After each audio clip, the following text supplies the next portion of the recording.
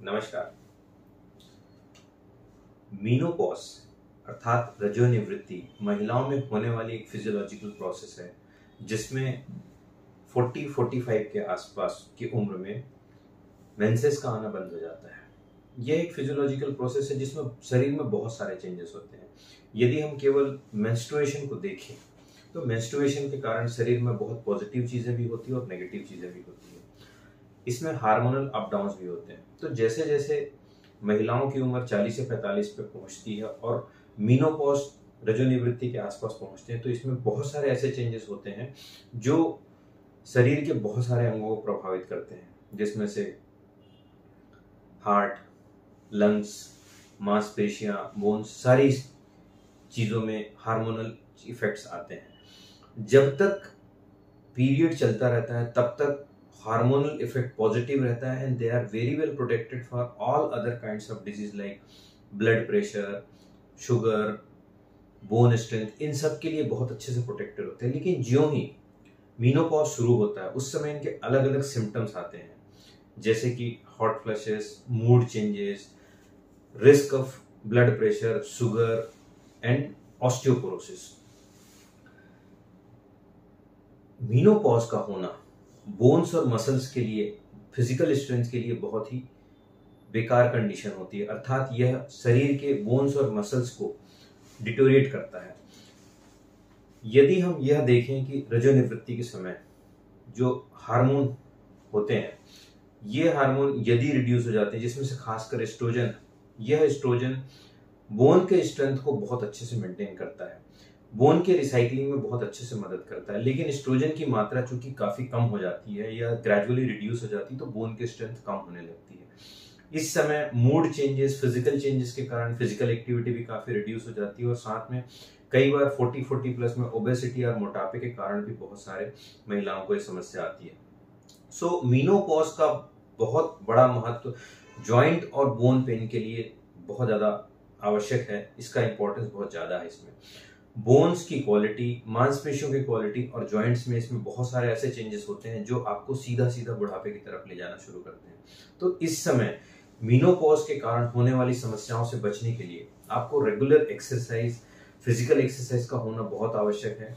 यदि bone strength के लिए यदि आपका न्यूट्रिशन अच्छा है तो आपको न्यूट्रिशन के सपोर्ट में ही बोन की स्ट्रेंथ मेंटेन हो सकती है, आर्थराइटिस से आप बच सकते हैं। लेकिन यदि यह सारी चीजें नहीं होती है तो डिटोरेशन इतना फास्ट होता है कि बुढ़ापा बहुत जल्दी सुपरवीन हो जाता है और यह पुरुषों की तुलना में 10 साल पहले ऑस्टियोपोरोसिस और आर्थराइटिस का शिकार हो सकते हैं।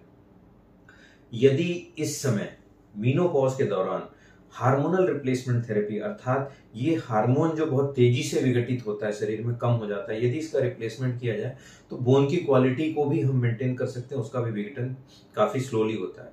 इस समय महिलाओं में बहुत सारी फिजिकल प्रॉब्लम्स भी आती है, जैसे कमर का दर्द होना, जॉइंट में पेन होना, हल्का थकान बना होना, कमजोरी लगना, काम में मन ना लगना, ऐसी कुछ कुछ कंडीशन जो होती है यह क्लियरली डिनोट करती है कि आपकी बोन्स की क्वालिटी डिक्रीज हो रही है, हड्डी का घनत्व कम हो रहा है, ऑस्टियोपोरोसिस सुपरवीन हो रहा है। इसके लिए जैसा कि मैंने बताया, रेगुलर एक्सरसाइज, प्रोटीन और कैल्शियम और विटामिन युक्त पौष्टिक आहार का लेना आवश्यक है और इसके साथ ही यदि जरूरत पड़े तो अपने गायनेकोलॉजिस्ट प्लस जोड़ों या हड्डियों के डॉक्टर के दोनों के सलाह के द्वारा अपनी हड्डियों को मजबूत करने के लिए कुछ दवाइयों का उपयोग बहुत आवश्यक है। और साथ ही हड्डियों का घनत्व जानकर यदि आप उस हड्डी को मजबूत करने के लिए कुछ दवाइयों का उपयोग करके उसको रीचेक कर सकते हैं तो आप अपनी हड्डियों को मजबूत रख सकते हैं और अपने आप को स्वस्थ रख सकते हैं। क्योंकि हड्डी और मांसपेशियों को यदि आप मजबूत रखते हैं तो आपकी मोबिलिटी सुरक्षित रहती है, आप बाकी चीजों को बहुत अच्छे से मेंटेन कर सकते हैं, अपने हार्ट को स्वस्थ रख सकते हैं, अपनी फिजिकल एक्टिविटी को मेंटेन कर सकते हैं।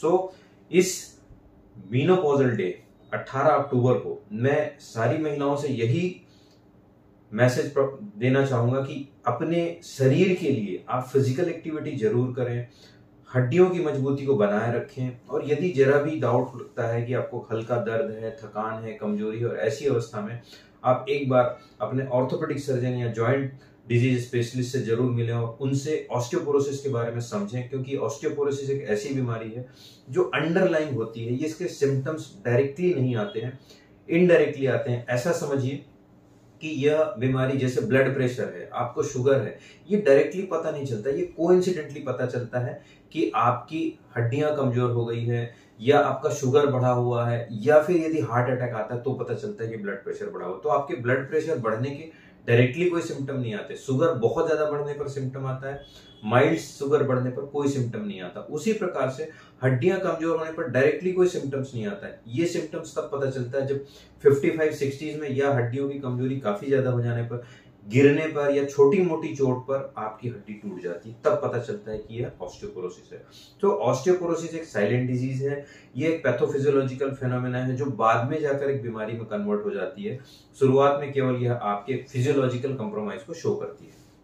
सो मीनोपॉज और ऑस्टियोपोरोसिस एक दूसरे से जुड़े हुए हैं। 18 अक्टूबर को पोस्ट मीनोपॉजल डे होता है, साथ ही 20 अक्टूबर को ऑस्टियोपोरोसिस डे होता है। इस दिन आप हमसे निःशुल्क परामर्श ले सकते हैं, हड्डियों के घनत्व की जांच करा सकते हैं, साथ ही आर्थराइटिस और यूरिक एसिड चीजों की भी जांच निःशुल्क में करा सकते हैं।